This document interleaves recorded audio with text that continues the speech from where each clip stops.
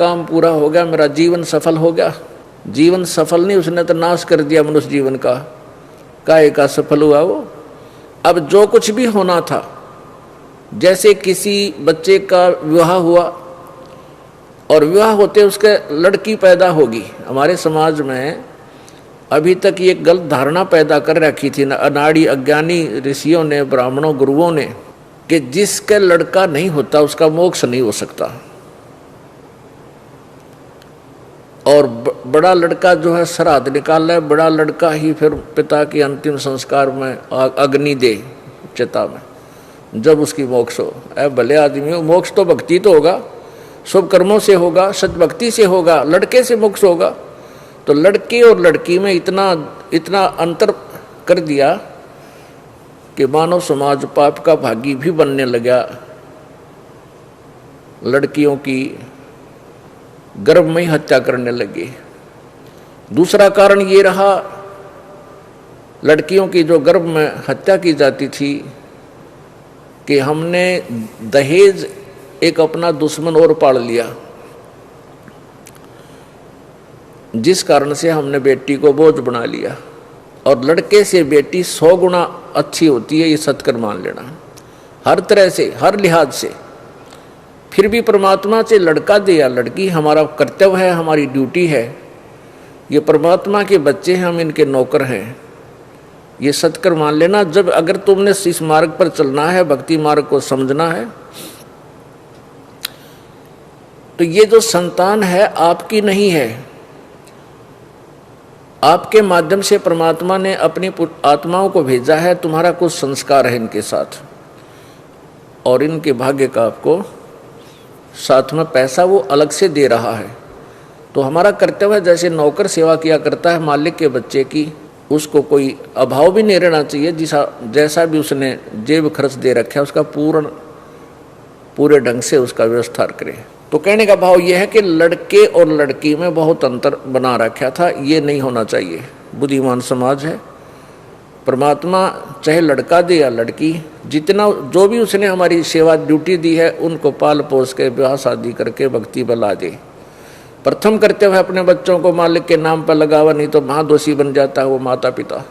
अब मान लीजिए उसको क्या होता था पुरानी सोच से, कि जैसे लड़की होगी, शादी के तुरंत बाद पहली लड़की उत्पन्न हुई, आशा तो ये होती है उनकी कि लड़का हो, लेकिन उनकी इच्छा नहीं चली, लड़की होगी।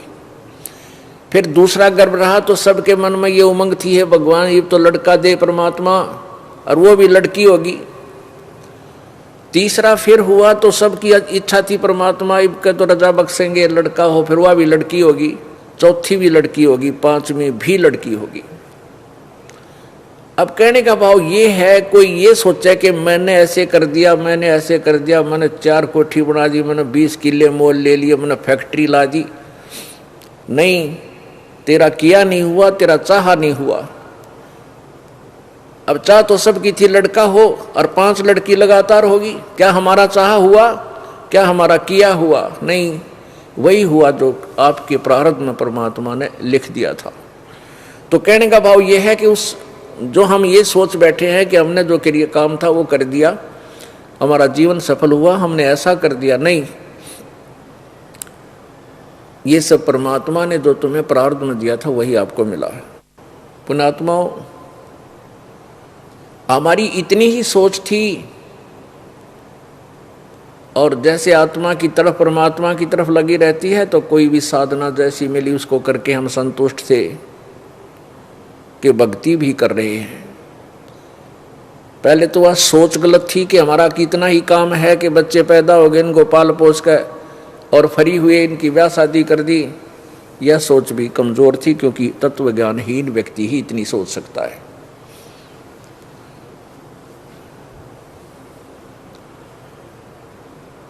और दूसरी सोच ये थी कि हम जो साधना कर रहे थे वो गलत किया करते थे। तो यहाँ परमात्मा हम ये बताना चाहते हैं कि मनुष्य जीवन पाके, मानुष जन्म दुर्लभ है, मिले न बारंबार, जैसे तरवर से पत्ता टूट गिरे वो बहोर न लगता डार। एक बार आपका मानव जीवन आपके हाथ से छूट गया, अर्थात आपकी मृत्यु होगी। फिर आप ऐसे चले जाओगे जैसे वृक्ष से पत्ता टूटकर नीचे गिर जाता है, पुनः स्थापित नहीं होता वो उसी डार पर। पुण्यात्माओं, हम सारा दिन ऐसे समाज में रहते हैं जो भगवान से कोसों दूर है। चाहे वो अच्छी आत्मा भी हैं, चाहे वो भली आत्मा भी हैं, उनके विचार भी अच्छे हैं, लेकिन परमात्मा वाला ज्ञान ना होने से वो आपका जो है मैक्सिमम टाइम, अत्यधिक समय अन्य विचारों में ही जाता है।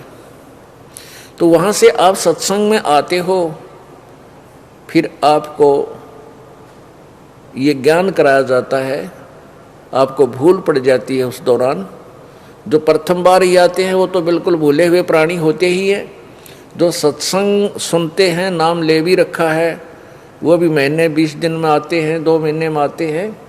तो अत्यधिक समाज ये ऐसे समाज में रहते हैं जो परमात्मा से बहुत दूर है। भले ही वो भक्ति भी कर रहे हैं, सुबह शाम देखोगे 1 घंटे 1.5 घंटे कोई न कोई साधना, कोई जप तप वो करते ही रहते हैं, लेकिन वो शास्त्र विरुद्ध है। शास्त्र विरुद्ध साधना करने वाला वो कभी भी नेक विचारों का नहीं हो सकता, चाहे वो भला व्यक्ति भी है। और जब उसके ऊपर कोई आपत्ति आती है, कोई ऐसी समस्या आती है, तो उसको वो समाधान नहीं हो पाता उसका, तो वो चोरी भी कर सकता है, वो झूठ भी बोल सकता है, वो कोई अन्य हानि भी आपको कर सकता है। और जिस समय आप परमेश्वर कबीर जी की शरण में आ जाओगे, सत्य भक्ति करोगे, नियम पर डटोगे, जानबूझ कर कोई कुआं में पड़ा हुआ बात तो अलग है, जो फेरल गया तरह, कोई जानबूझ कर परमात्मा की शरण में आकर के भी और मर्यादा ना निभावे, वो तो बात अलग है, वो तो निकम्मी आत्मा है। नहीं, परमेश्वर कबीर जी की शरण में आने के बाद आपके प्रारब्ध में ना हो वस्तु तो भी परमात्मा आपको देगा, और फिर आपके अंदर वो दोष पैदा नहीं होगा। जैसे कोई आवश्यकता पड़ती है किसी वस्तु की, अभाव हो जाता है, तो भक्तिहीन प्राणी, चाहे वो अन्य साधना कर रहा है, वो भक्तिहीन है, क्योंकि शास्त्र विधि को त्याग कर जो मनमानी पूजा करते हैं उनमें भक्ति नहीं होती। भक्तिहीन प्राणी कभी भी कोई गलती कर सकता है, और जिसके पास ये ज्ञान और ये भक्ति परमात्मा सतूर कबीर साहिब की साधना है, वो व्यक्ति फिर ऐसी गलती नहीं कर सकता। प्रथम तो ये ज्ञान उसको करने नहीं देगा ये नालायक काम, और किसी कारण से कोई वस्तु की अभाव हो भी जाता है तो परमात्मा ऐसा समाधान कर देगा वो सोच भी नहीं सकता। और फिर ये ज्ञान जब इसके सामने रहेगा, ये एक उसकी मर्यादा बन जाती है।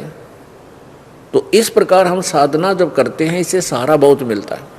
तो सत्संग में ना आने से और सत्संग में कम आने से कुछ दिनों के बाद आपके हृदय में फिर वो मैल जम जाएगा जो पहले लगा हुआ था। इसलिए आपको बार बार सत्संग में बुलाया जाता है। आप जिस सत्संग में आए तो आपके हृदय में फिर पोचा लगता है।